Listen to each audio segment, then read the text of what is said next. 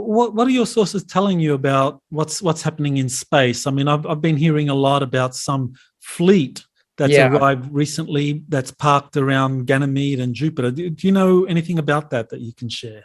Well, they told us there was 500 ships, very large ships coming in. And they also told us that there was 2 that were going to be very active here on the Earth. They're going to make their presence known. And as part of the disclosure and to help out with the disclosure. And they're also doing work as well. And they're doing a lot of work on the other dimensions and working with us through frequencies and in our dream states and things like that to help clean up the planet. So there's this huge planetary liberation process going on. You're listening to Exopolitics Today with Dr. Michael Salla, your source for the uncensored truth regarding the human, extraterrestrial, global, and political agenda. Click the like button and subscribe to this channel. And now, here's Dr. Michael Salla. Well, I'm very happy to have James Gilliland on Exopolitics Today. James has a tremendous amount of experience and knowledge about extraterrestrial life and its political implications. He really is someone who has a lot of information about exopolitics. So welcome, James, to the show. Oh, thanks for having me on again. Well, this is the first time we've actually done a one-on-one where I've interviewed you. We've done it the other way around where you've interviewed me a few times, but and I know you've presented at several of my Hawaii conferences. Yes.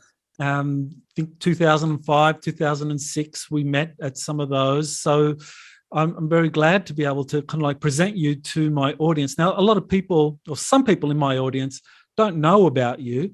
So, I mean, how did you get involved in this field of exopolitics?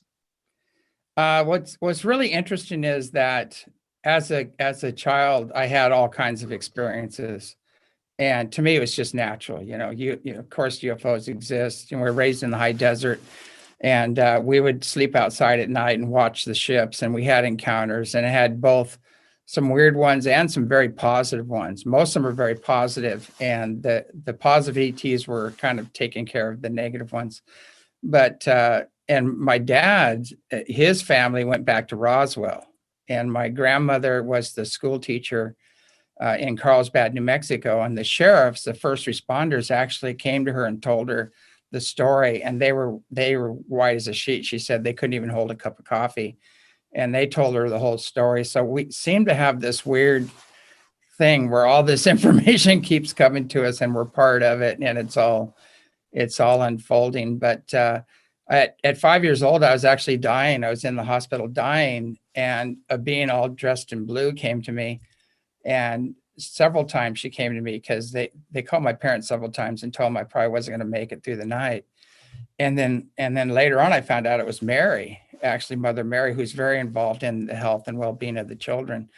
And I'm not, a little disclaimer, I'm not Catholic, I'm not religious, I'm more spiritual. So she's not Catholic either. So, it's important to realize that this goes far beyond that. But I continued to have experiences in the high desert, and I just always had ongoing conversations. I would go up to these huge granite boulders and sit on them and have conversations, and they'd explain to me what was going on in my life and why people would think one thing and say something else and do something else. And it was really confusing me.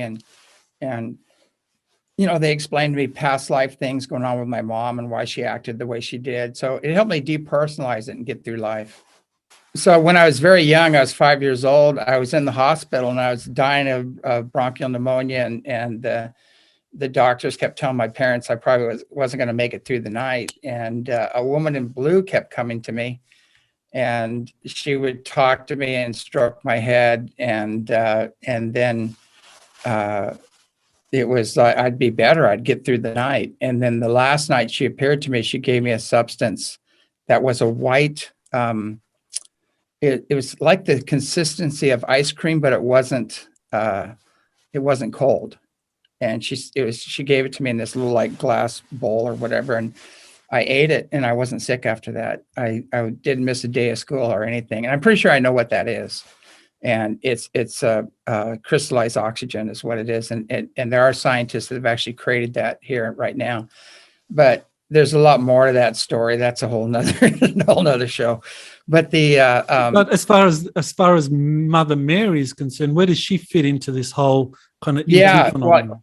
Well, I found out it was Mother Mary later, and a little disclaimer: I'm not Catholic. I'm a very spiritual person, but not religious. And Mary actually goes back to ancient Lyra. She had the genetics from ancient Lyra, which the Pleiadians were offshoots of the ancient Lyrians. So she's connected through the Pleiades and Lyra, and she had very high genetics, which was necessary actually to create the vehicle for Jesus to come in. So, that's a really interesting story, because basically what happened is Gabriel appears to Joseph and he said, Mary's pregnant with child. I'm not going to marry her. This isn't my kid. And he says, this is God's child, or our child. Your room is your own. And he said, yes, sir. And then it went on from there. So the big question we have to ask, was Gabriel terrestrial? He wasn't. He was extraterrestrial. He was on another, coming from a higher frequency. And so the vehicle of Jesus was actually created by the merge of the ancient Lyrian genetics, which were very high genetics, and higher dimensional genetics. So the soul of Jesus could actually come in to the body because his soul force was too strong. He came in from the seventh dimension. His actual name was Yeshua ben Joseph, or Yeshua born of Joseph. And so he came in and incarnated. And I've talked about it before, when they said he laid his life down, he actually laid his life down from the seventh dimension, which is the plane of bliss. So he was done. He'd already transcended any need for physical reality or any of that. And then he right. So with the whole Immaculate Conception thing, then that meant that Mother Mary, was a human Lyran hybrid, and because of that high vibration, that she was able to create a vessel, a body for Jesus, bringing with him a very high energy into this human realm. Is that essentially what was going on? Yeah, and he was the example of what we can all do. He was the exemplar Christ, you might say. Mm-hmm. And, you can say Christ consciousness or Buddha consciousness or Kuan Yin consciousness or Mary. It doesn't matter. It's all a level of consciousness. And so we need to stop separating, and it's kind of sad because a lot of times when you run into Christians, they say, that's the devil, or that's this, or that's that, and I said, well, God's got a big family, and it's multidimensional, and even Jesus said there's, many houses, many mansions in my Father's houses, or whatever. But anyway, it's a much bigger story than we've been told. And it's a multidimensional story. And, it's time to get the rest of the picture out, the rest of the story out. But so when you say multidimensional, what do you mean by that? Are we talking different realms of existence? Are we talking about different densities from which extraterrestrials come and go? Yeah, whole civilizations are living in these dimensions. And some people call them densities. Everybody has a different word, but it's all about frequency.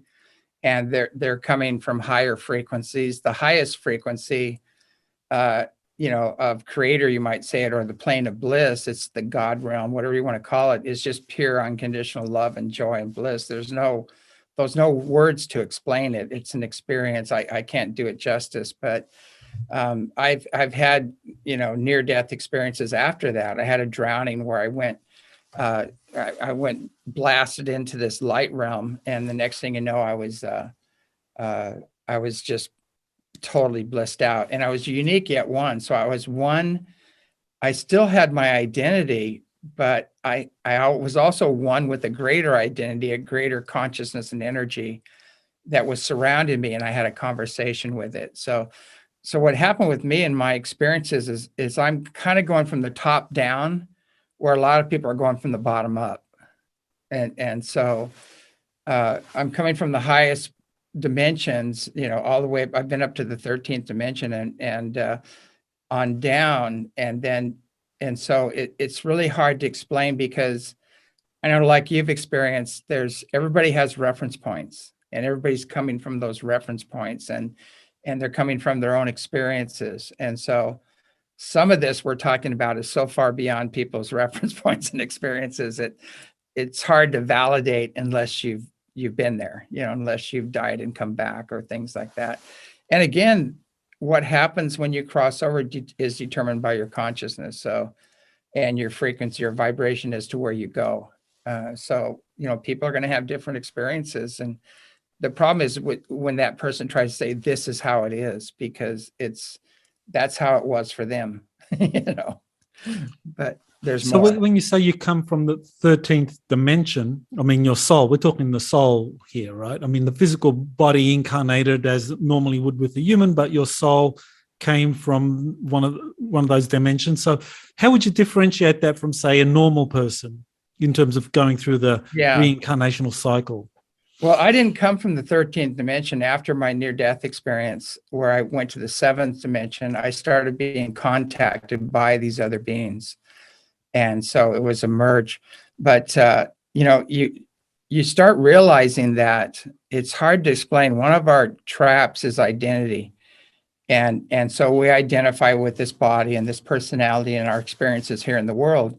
And that's a very, very limited reality as to who we are, because we're actually multidimensional beings existing on a vibrational continuum. So we are a body and a personality, and we also have our multidimensional aspects, which are, everybody has different names for them. So you have your physical body, your mental body, your emotional body, your astral body, you have your etheric body, your Christ body, you have your I am and your God self and cosmic. There's all these levels, and different cultures have different names for these levels. And when you're aware of all these levels, your identity doesn't really matter anymore. And to get there, you're probably going to have a breakdown. You're going to have a full-on identity crisis. You're going to go, who am I? What is this all about? And eventually some huge golden being will show up and say, it's all you. Just release it, let go of your need for identity. Okay. All right. So you've had a lot of these experiences with high dimensional beings throughout your life, Mother Mary, the near-death experience. When or how did you first have a contact with someone that we would identify with or call an extraterrestrial? Was it? I mean, you also talked about seeing UFO craft. So did you actually have a physical encounter with an extraterrestrial at some point? Well, during childhood, we had some things happen, my brother and I, and we talked about it later, and we had some little grays come through the wall. And I had constant contact with beings that, I just saw them as beautiful angelic type beings. And turned out to be Pleiadians. I didn't know who they were because I really didn't have anybody to teach me who they were, or I had no reference points. And so I've had that contact all my life. But after the near-death experience, I really started to understand, what that was about. And that's been probably a 36-7 year experience where I've studied with lamas and yogis and elders from almost every nation to understand their beliefs and their systems and how they all integrate. Can you, just explain a little bit about that Pleiadian experience or that contact? I mean, how did that unfold? How did you know they were Pleiadians and so forth? Well, they didn't tell me they're Pleiadians until I figured it out. So it's kind of what they do there. Once you figure it out, they'll tell you, but they don't want to trespass on your free will and self-determination and things like that. But once you start to figure things out and you ask the right questions, they'll tell you. And that's the way I found out, is I started getting bits and pieces and putting it all together. And then I started figuring out who was who. And then they would elaborate on that. And they would show me my past life in the Pleiades and, what I did. And they showed me in the Orion system. I was there too, part of the Orion Council of Light. And there's different groups in the Orion system. It's really gotten a bad rap, but there's the Gray Alliance, the Gray Reptilian Alliance, and they were warring all throughout Orion. And then the Pleiadians, or the ancient Lyrians, they actually colonized the Orion system, the Pleiades system, and the Hades system. And then they came to Earth, Mars, and Maldek or Malona, depending what name you want to give it, which blew up, and that's our asteroid belt right now. But that's our real history. And they started explaining this to me, and it really makes sense because we have a missing planet, where the asteroid belt is now. And so there's a lot of information they showed me. And then when I connected with Melia, which was with the Orion Council of Light, she's a 6-dimensional being, just pure energy. And I ended up on like a plasma craft that was pure golden energy. I didn't see any moving parts there. It was different. It was, but next thing you know, I appeared, and that story has been told quite a bit. I was actually in the bathtub meditating. This big beam hit me in the chest, and it pulled me up on the ship. And the next thing, and 3 gold balls came down the beam and hit me in the chest before they took me on the ship. But the balls that they hit me with was the restoration of all my memories in the Pleiades and Orion and all these other systems, and who I was and what I did. And it was quite interesting. It was quite a shock. So you were having a bath and you were pulled out of the bathtub onto a craft. So just explain, what exactly happened? Well, I was taking a bath, and this gold beam came through the wall and hit me in the chest.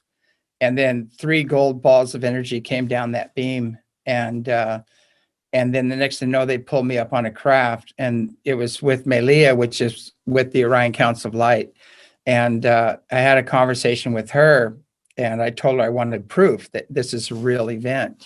This isn't just overactive imagination and for the record, I don't do drugs. I don't drink, nothing. So I'm as clean as you can get. But the experience was basically what she said was, you have to go back. And she said, you have all the proof you need. And I said, why? And she said, because you can't stay here, because if you stay here very long, you won't be able to function back on Earth. And I understand it was about frequency. And so she put me back into my body, and I got up and I had a big burn mark in the middle of my chest.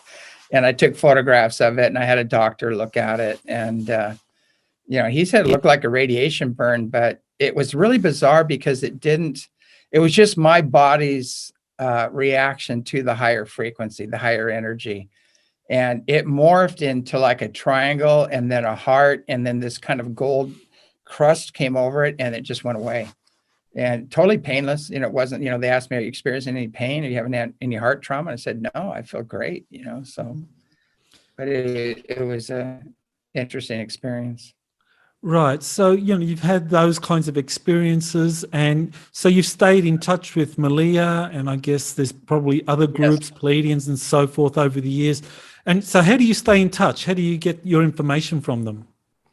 It's telepathic. It's just straight up. They're always around me, and they're always communicating, and I feel it in my body. I have body signals that go off, and I know which one's communicating. Like my left side is usually the feminine energies coming in, and the right side are more masculine or more higher dimensional. Like if you get into the feline energies, the lion beings, and the Orion energies, and the Andromedan energies, the real strong energies. So I'll feel them as male, but they may not be male. It's that they appear as male because they're coming to you objectively, and you have to be subjective to them to feel them, to experience them. So they feel male, but they're not. Great.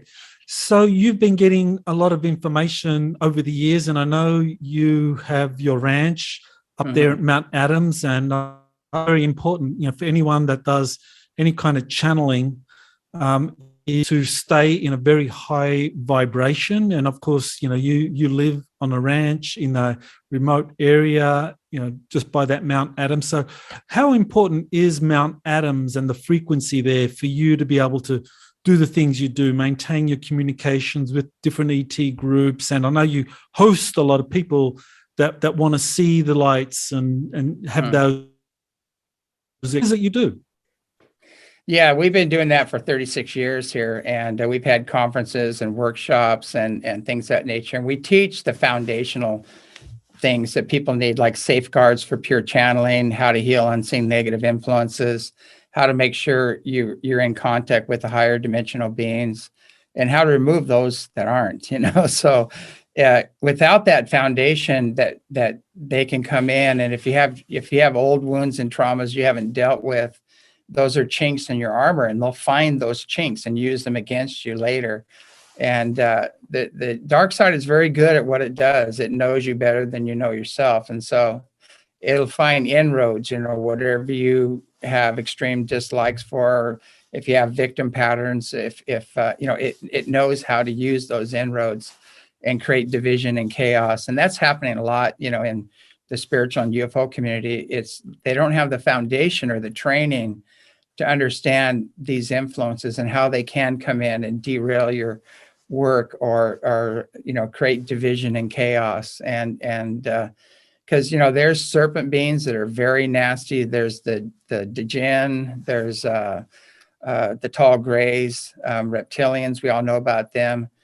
They're all looking for a pathway in, and so we have to learn how to shield up and to clear these negative influences. And they just keep working on you till they find that chink in your armor and get in. And it's really important that people, the best thing to do is just focus on universal law or universal principles, like universal peace, brother, sister love, individual freedom and prosperity for everybody, the basics, be in service, and just monitor yourself and say, am I stepping out of love? Am I stepping out of the foundation or the fundamentals? And that's when you'll know you're going astray and they found the chink in your armor or whatever. And even defending yourself, only the ego needs defense. You don't need to defend yourself in all this stuff going on, because everybody's going to have their truth and project and blame, and it's a real mess. So you got to just find that center and stay in it.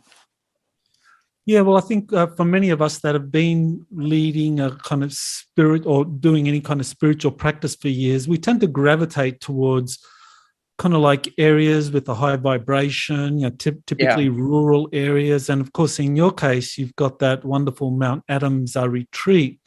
And I know when I went up there with Angelica, we that was back in 2006.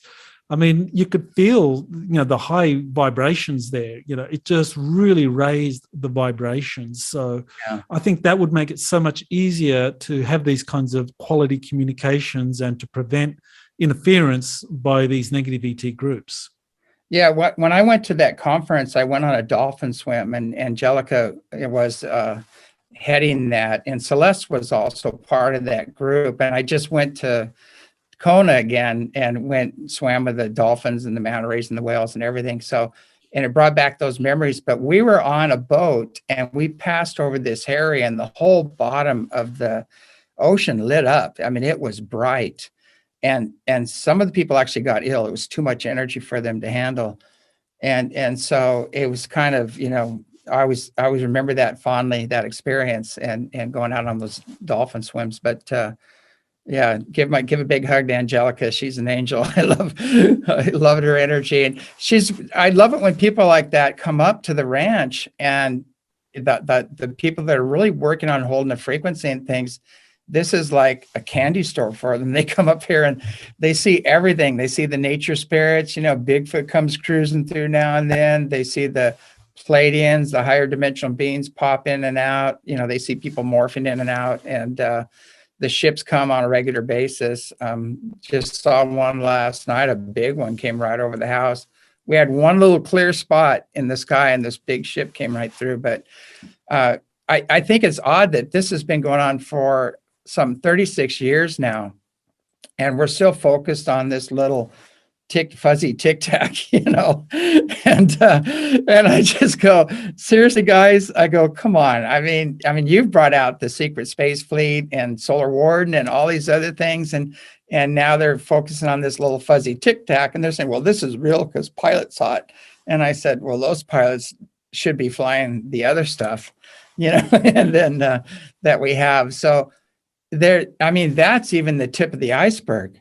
The secret space force and all that, or everybody has different names for those groups, but there's so many dimensions beyond that, and you've got the 5th, 6th, 7th dimensional beings coming in right now, and most people won't even experience the fifth or sixth, fifth on up dimensional beings. They'll see things in the fourth and the third, and that's their only reality. But there's a much bigger story, a much more powerful story going on. And all that is pressing in on the earth right now, all the way to the source itself is pressing in on the earth right now.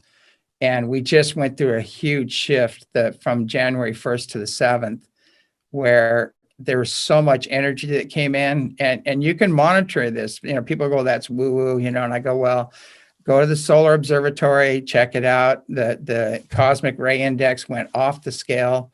They actually warned people you're going to start having, heart attacks and seizures, and like the psychiatric realm is going to have, those people are going to start losing it. And that's what these events do. So whenever we have a major solar flare or a major influx of energy like that, you're going to see a lot of change, a lot of chaos. Everybody's going to go into process. Your physical body's going to go through changes as well. It's going through DNA upgrades. And that's what we're going through. And a lot of people I know that are very sensitive and awake right now have just been laid out by these energies, and they're feeling everything coming up. They're feeling the whole collective consciousness and the processes, and they're feeling, and their body's having to adjust to these new energies as well. So it's been rough, for a lot of people right now to hang in there. But, I tell people, hang in there, you don't have to leave, because where you want to go is coming here.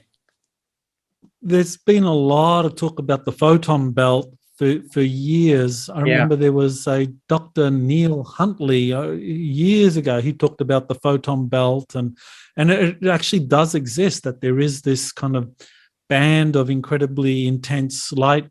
And people have talked about our solar system entering it, but it looks like now we've entered into a very solid part of it. Like, I think for the last, people have been talking about it for a decade now, that maybe we're out of edge.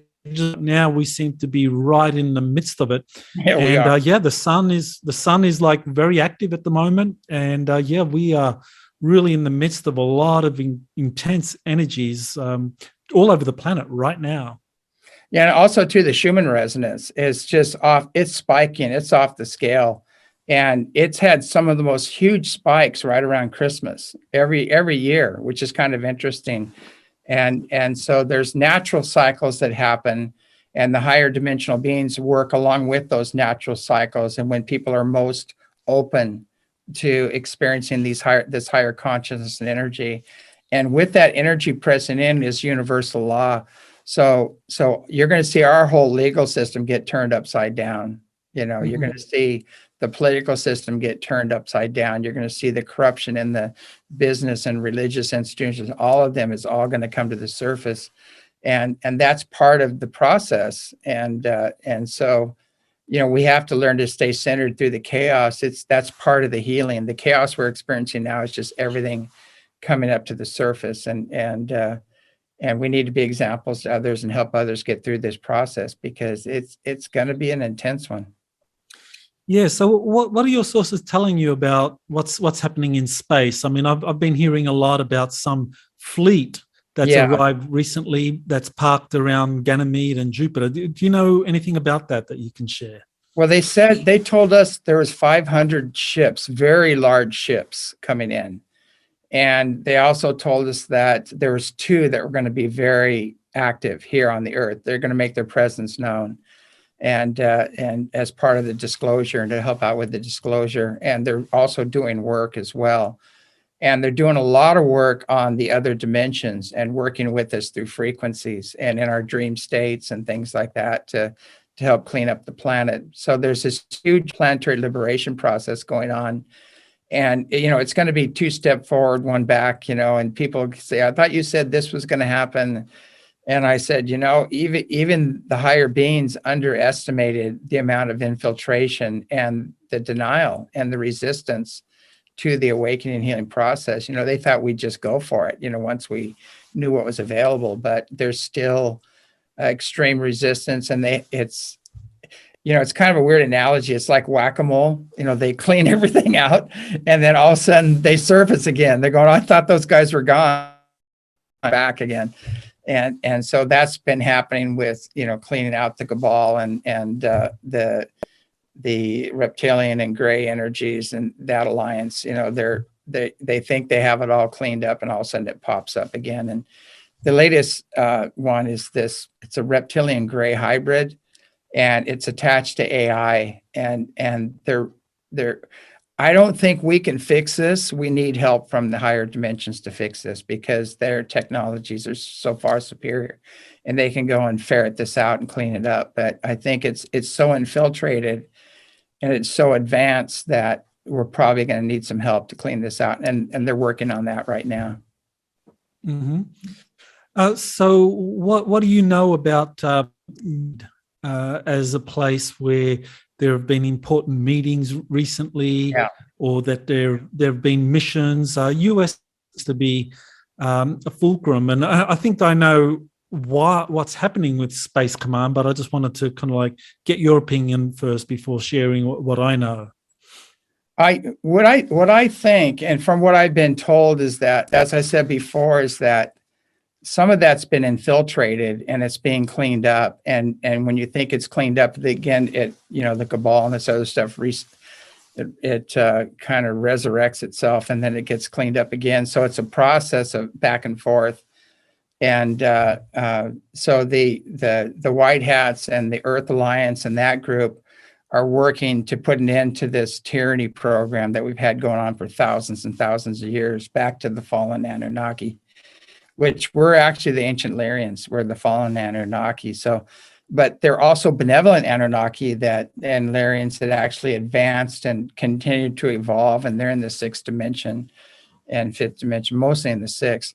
And they're returning as well, because they kind of have a karmic thing to deal with. And so you've got that group, and they were some of the first fallen ones. And then you have Atlantis and Lemuria, and that fell, and those were Palladian colonies. So they have kind of some karma around that. And so they're all coming in to kind of straighten this mess out, and clean up the ones that actually infiltrated and created the fall. So that's the big picture. And I don't know all the details on what's happening on the physical. That's not really my forte. But I do have some high connections. And again, there in the political arena too, there was kind of a pact or an alliance set up, and with major powers, and it was all ready to go. And then that got infiltrated again too. And so that kind of fell apart, especially when Trump lost. And he didn't lose, actually, when they installed Biden. And so that got set back. That was a major setback. And so that's getting ready to flip again. But the thing about this consciousness of tyranny, it's not frequency specific to the Earth and where it's going, because we are ascending, we are moving up in frequency. And so whatever they try, it doesn't matter. They're just postponing things and creating more karma for themselves. They can't stop what's happening. And that's when I see the big picture, it gives me solace. I can relax, because if you focus on all the little stuff happening and the chaos and everything, you're gonna lose hope, and lose faith, and you're gonna have a rough time down here. Mm-hmm. So this process, 2 steps forward, 1 step back, where there seem to be some major victories, maybe some important gray or reptilian beings are captured or forced out. But then there's a step back, because you have others kind of rising up to fill that vacuum. Is that essentially what we're seeing, that every time the top leadership is removed from these negative alliances, that people underneath them or their minions just kind of rise up out of the shadows to take up those positions of authority and use whatever power they have to just kind of keep the whole dark agenda going? Yeah, you can see that over and over. They throw one tyrant out, and another guy comes in and he says all the right things, and then he goes back to the same agenda. And that's happening. But now when the people rise, and that's what's happening globally, the people are awakening, and they can't stop that. And that's a soul awakening that's happening. That there's a fail-safe system in the soul. When it gets too dark, it triggers it. And that's what happened. People are awakening from within, and they can't control that. And the people are rising up, and was it Kazakhstan? What happened there is not what we're being told. They're saying they're riding over gas shortages and prices. No, they're riding against the and the card and all that other stuff. And they actually kicked everybody out, and they're arresting any of the officers and the military are being arrested that actually fired on the people or were going against basically universal law or their constitution, whatever. But they're gone. The presidents are gone. Their sons, they're gone. They fled, and top people in the military, have turned over, and so the military is with the people now. And that's kind of a blueprint of what we're going to see across the planet. We're going to see that same thing happen across the planet.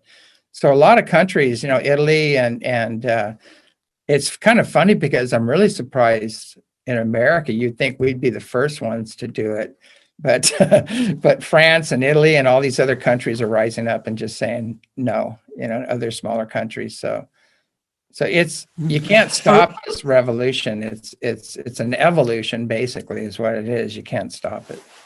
Yeah, very interesting, because I know I watched some videos from the Arlington Institute, John Peterson, where he interviewed some people, and you mentioned Cliff High and talking about these future projections. And Cliff High is interesting because he kind of looks at trends in the World Wide Web, and the prediction was that around 2024 there'll be a global revolution, be just worldwide. People will rise up and just sweep away the leaders, and this is something that they see. All the global trends are pointing to it. So if the ETs are also looking at those energies, how does that play out? Empower the positive ETs. They can say, oh, well, humanity clearly want their freedom, so the mandate to come in and help some more ones say, well, we've got to stop this, and they pull out all their final cards to stop it. So can you speculate about what do you think is going on as we global revolution? Well, it's like, although the negative ETs can do that too, they can get into these other people and run this negative agenda. The higher ETs are waking up 1,000 people around them, to realize who they are. So, and the energy is towards the awakening. And so that's continuous right now. That's coming in just so strong. And basically, and this is what shocked me. I said, well, are we going to have are we going to have a two-party system? And they said no. And I went, what? I go, and I was trying to figure out, okay, who's going to win? Are the Republicans going to come back in and take over? If they do, it's temporary. And they said, no, eventually you won't have a two-party system. You're going to have a unified planet, and they're going to be aligned with councils, with higher councils. And it's all going to be done under universal law, and everything is going to be done in service, to the highest and best good of the people. And that's how they operate. With our programs now, it's like whoever has the most money, can pay the right people and has the best PR and everything, gets into office. And in their systems, whoever is the most adept spiritually and has a long track record of being in service to people are the ones that get elected. So it's a whole different system. It's a completely different system, and that's what we're moving into, where we're going to have more people that are more spiritually adept, that operate under universal law, and that are here to operate in the highest and best good. And they're not in self-service, they're in service to others. And that's how you can tell who's who. The people that are in self-service are the ones that are aligned with the dark arts, and the people that are in service to others. That's just one way of indicating, who they're working with. So as we move into that more, or that non-two-party system that's going to be global, which councils are we talking about? I mean, there's been a lot of talk about the Andromeda Council, the Council of 9, the Council of 5. Yeah. So, what councils do you know of, and how are they kind of like interacting with us at the moment? Well, it's like the Orion Council of Light. They're very involved in planetary liberation because they went through the wars. and they know exactly how we get infiltrated, how all the chaos and division is created, and the different dimensions to that. So they're very involved in that. And the Pleiadians are also extremely involved, and they have more genetic stock in the Earth than any other group. So really, the scepter mainly is being given to the Pleiadians. And when you meet these beings, you'd think they're angels. They're very, very beautiful beings, both genetically and energetically. And so they're more involved. The Pleiadians will have the most involvement, I think, and the Orion Council of Light will be overseeing to make sure this doesn't happen again and take care of all the infiltrations. And they'll be on the lower level. They'll probably be working through the White Hats and the Earth Alliance and things like that. And so it'll be a stair-step councils kind of, and the Andromedan Council is where the Pleiadian, the Orion Council of Light, and a lot of the others go to. Syrians, they all go to for the main advice, So, and back in the past, the Pleiadians went to the Andromedans and they go, God, these beings they're 8 to 10 foot tall light beings. They live in a holographic universe. They're just so advanced and beautiful. They said, will you lead us? And they said, no. they said, what do you mean? They said, no, you need to lead yourselves. We'll advise. And we'll advise, but you need to gain wisdom from your experience. You need to evolve and learn and lead yourselves. And so that's really what we need. We need advisors. We need people from a very high level of consciousness and energy to help in this transition. And I've always said what we really need on this planet is a council of grandmothers, because grandmothers don't send their kids to war. They don't, they love their gardens, they're nurturing, they take care of things. And that's more of the energy, and the Pleiadian energy is more feminine. It's more of a matriarchal society. And that's really kind of where we need to go and get rid of all this other competition and chaos and separation, division games being played here. So right now, I mean, what would you recommend people to do in terms of them being able to move forward in this climate with all of these conflicting energies? Well, what should they do? The best advice I could give is people need to make their own personal connection with, God, Creator, Great Spirit, whatever name they want to make it. Get out in nature, meditate, make your own connection. And that connection comes through the heart. And your soul actually sits next to the heart. And your soul has your soul body is so vast. It remembers everything you've ever done or been. And actually that is connected to Creator. So that is how you connect. And you should be being guided through the heart, not the intellect. And the heart will tell you what's really happening. And the intellect is more the doer. Okay, this is how we get it done, here on the earth. And same with masculine and feminine. The feminine receives the energy and what the guidance and things like that. And the masculine side makes it happen, and we're both masculine and feminine within us. So it's about balance between the two. And so find balance, make your own personal connection, come through the heart, and discern from the heart what's right for you, because you're going to be pulled in 1,000 different directions by different groups saying, this is the way, and you're the way, your own personal, unique soul purpose is the way. And we need to find out what that is. And it always acts in the highest and best good of humanity. It always acts in service. Okay, so for people that have been getting a lot of information about places being liberated, like the moon being liberated, and the moon is now being converted over for use to the White Hats, the Earth Alliance. Yes. I mean, is that really happening? I mean, as far as I can tell, no, that has happened. There's been a real shift in terms of the way the moon is being managed. I mean, for the first time, humans are going to take over the moon. We're moving to the moon. I mean, the moon's always been controlled by, whether you call them black hats or the dark fleet. They've controlled it for decades. But now, and they stopped the space programs or NASA in 72 from returning to the moon, because that was really the cover for the Navy setting up space bases on the moon, because the Apollo program was always a cover. But now what I see happening is that the Artemis Accords are a cover for the moon being taken over by this alliance of positive militaries.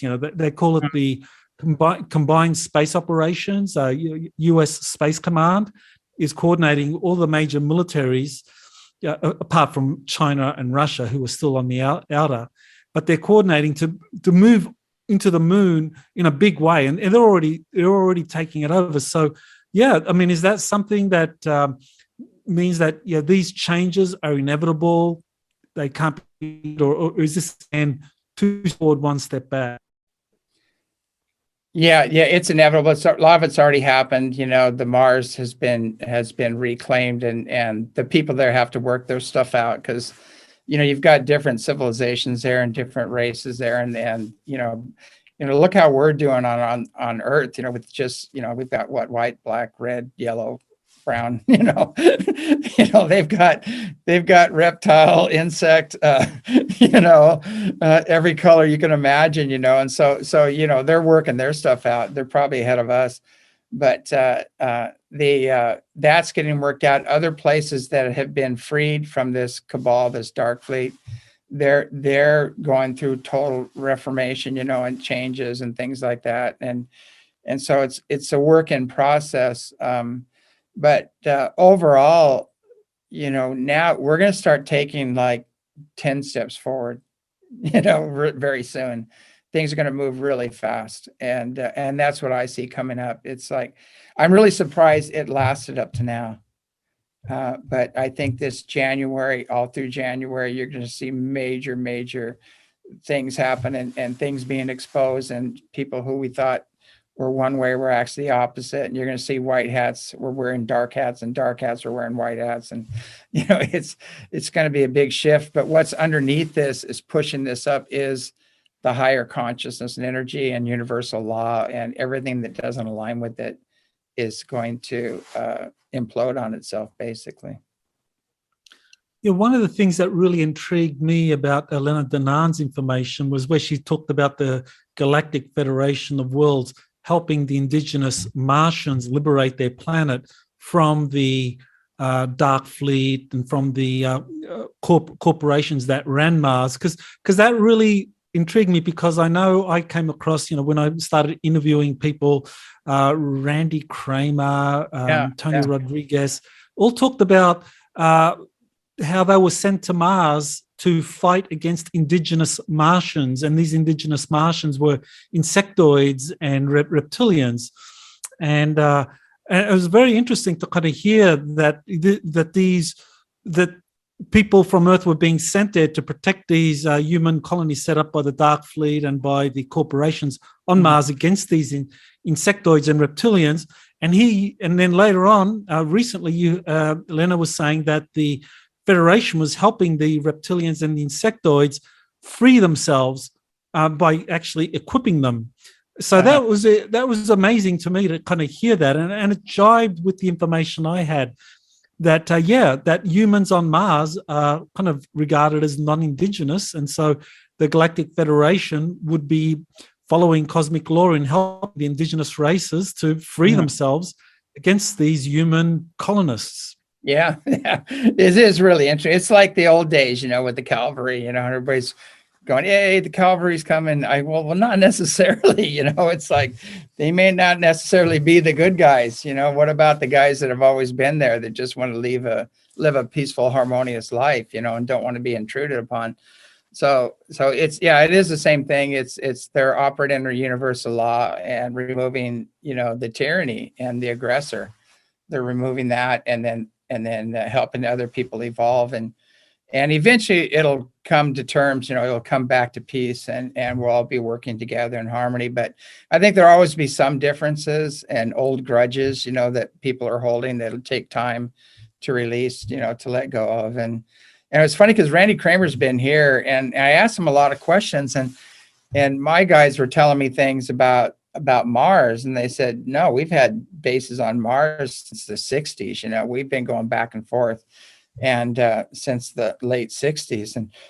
And so I asked him that. I said, well, how long have we been going back and forth to Mars? You know, and he said late 60s. And I went, okay, you know, and so I'd always get information, and I'd ask these other people, and I wouldn't tell them, you know, I wanted to hear their story. And then they would tell me what they knew. And I go, God, this is totally lining up. You know, this is with everything else.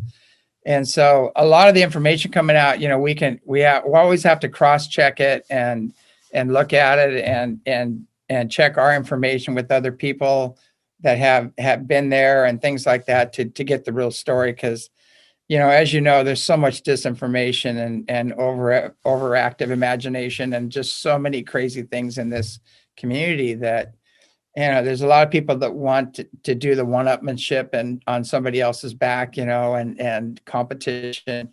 It's insane. And I know when I did an interview with Art Bell and he asked me about it, he goes, what is it with the UFO community? They eat their, and I said, you know, we just have to stop this competition, that we need to all tell our truth and our experience and put our information on the table and look for where it unifies, you know, look for things that validate each other and figure it out. Then you have the whole pie.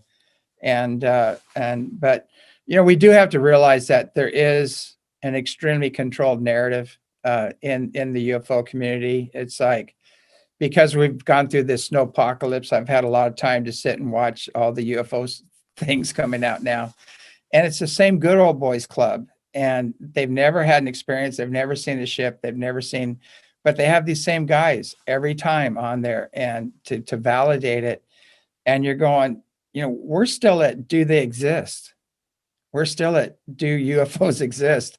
I said, we already, and the information you're bringing out too is so far over the top that, yeah, they do exist. We've been working with them probably since the 30s in Germany.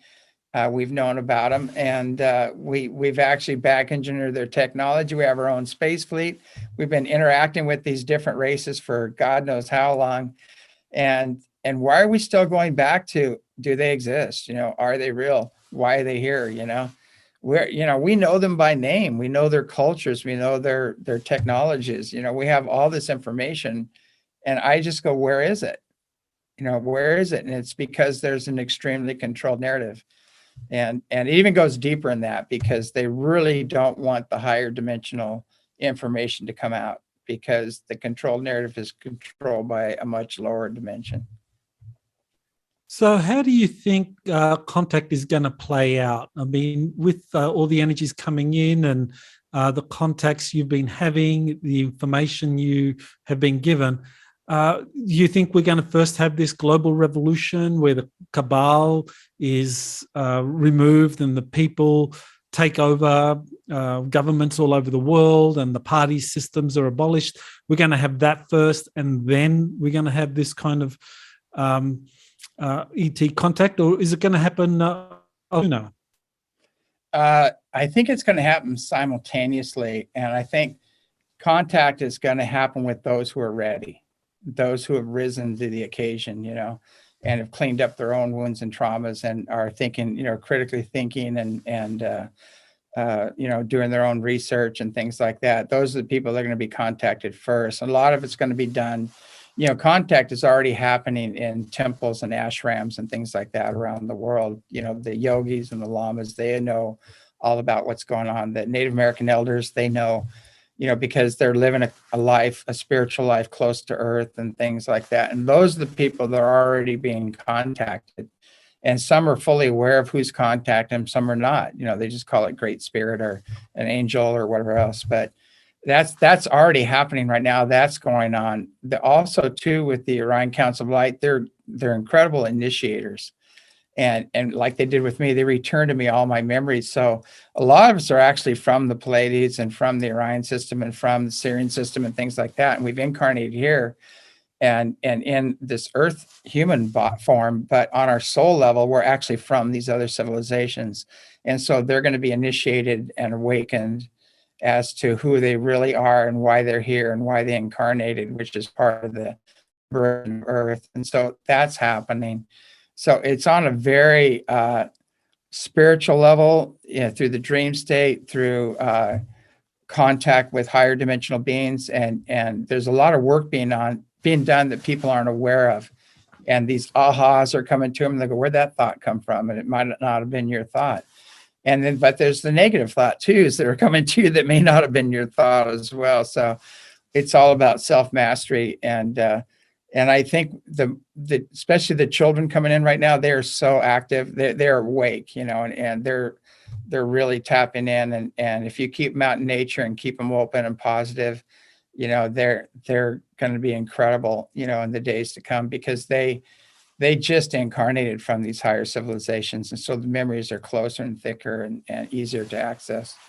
And so that's happening. So everybody's waiting for this big ET invasion that happened a long time ago. It's called reincarnation. It's like the higher dimensional beings have already set this up, for these times. And so I think it's going to be more of a spiritual thing. It's going to be more of them showing themselves to people, and they're going, wait a second, these are real. If they lied about this, what else have they lied about?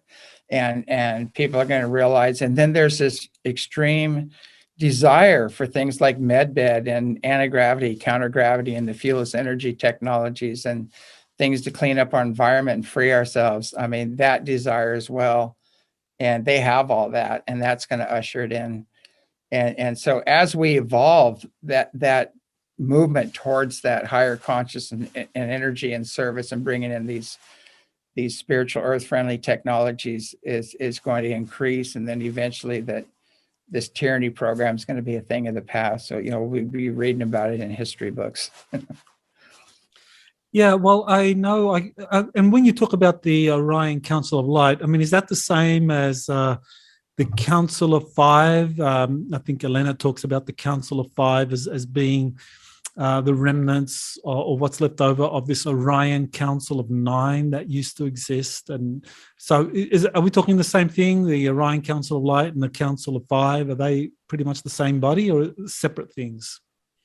I think the ones that I'm dealing with are separate. They've been around forever. And the problem is a lot of those councils in the past, the councils of 5 and 9s and things like that, were actually, is it Puharic and that group, they were attached to alphabet agencies, and their come from was wrong. And so they're bringing in the wrong energies. And so some of these councils were actually tied into darker forces. And so if you say the Council 5 or 9, it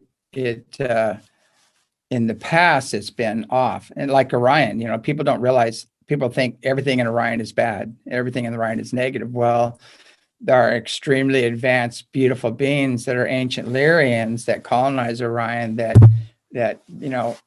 went through the wars, and they understand that they're how they operate. And so they're here to help us. So it's tricky when you give something a name. A lot of those names have been convoluted.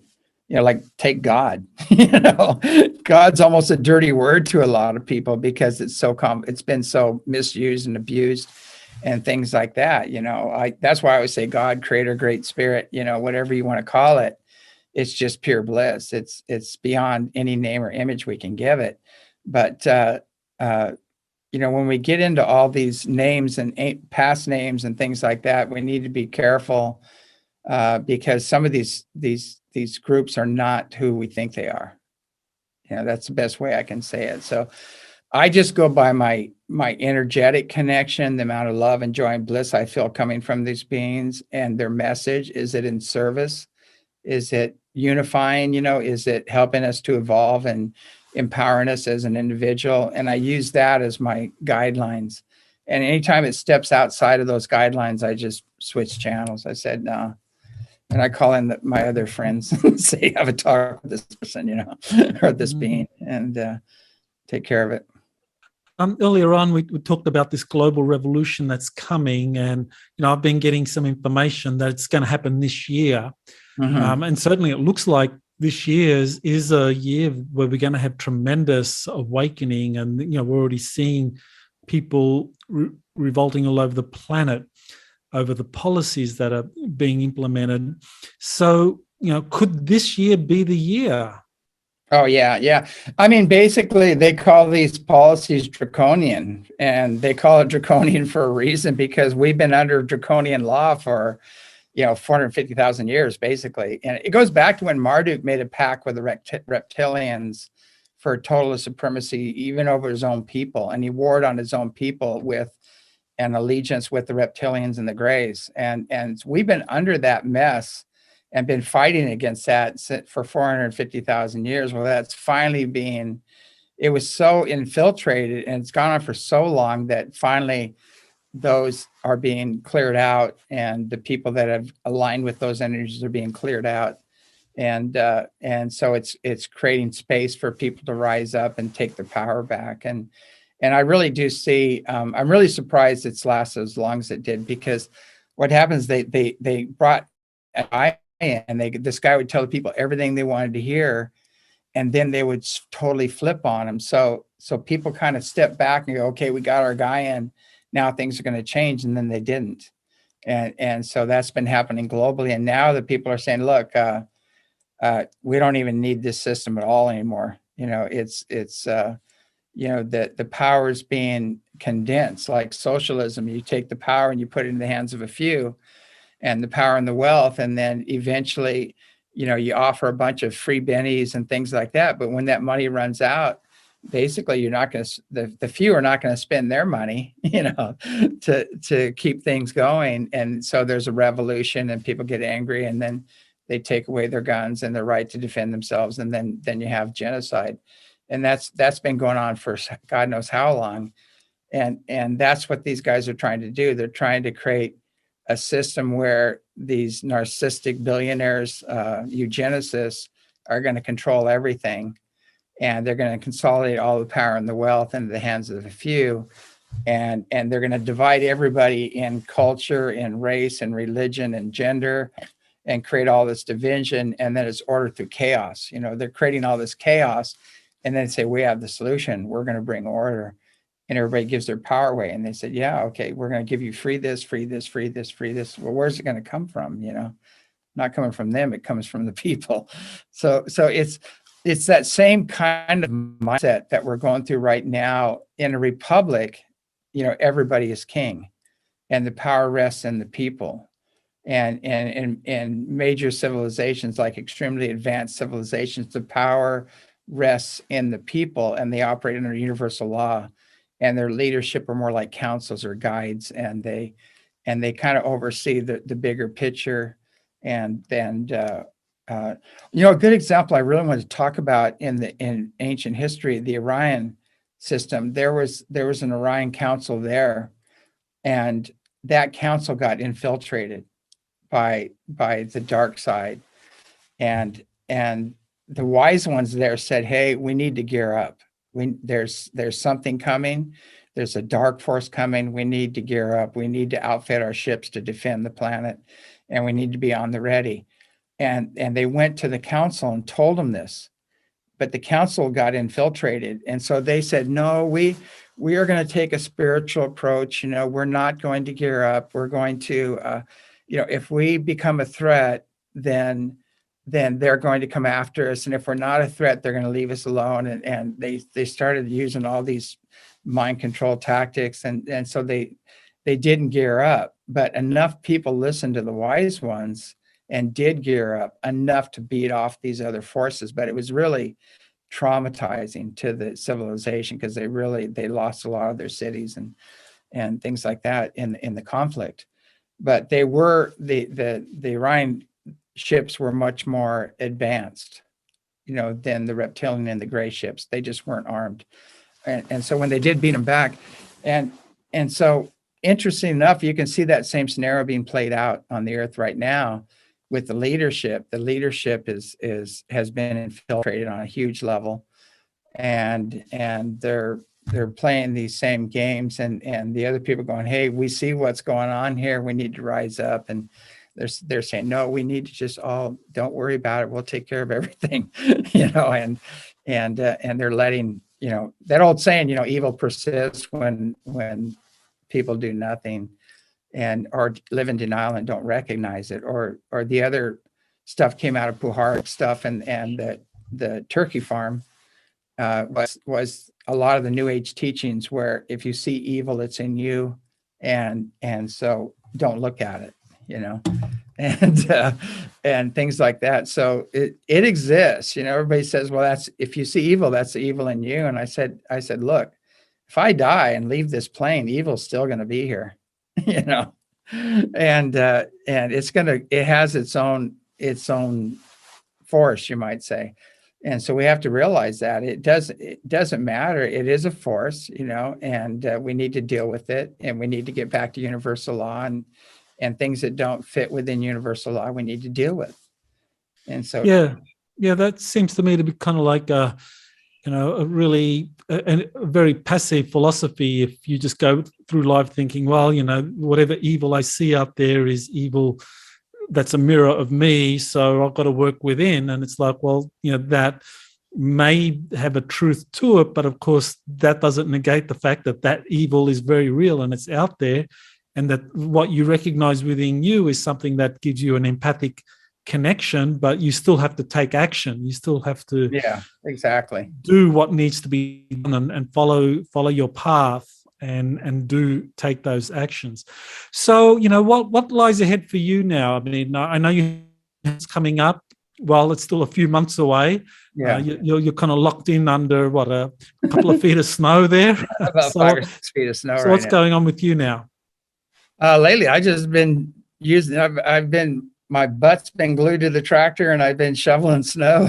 But a lot of things coming up. Some things we kind of have to keep under the wraps before we unload them. But a lot of new networks coming up, where we'll be working with people in different places and things like that.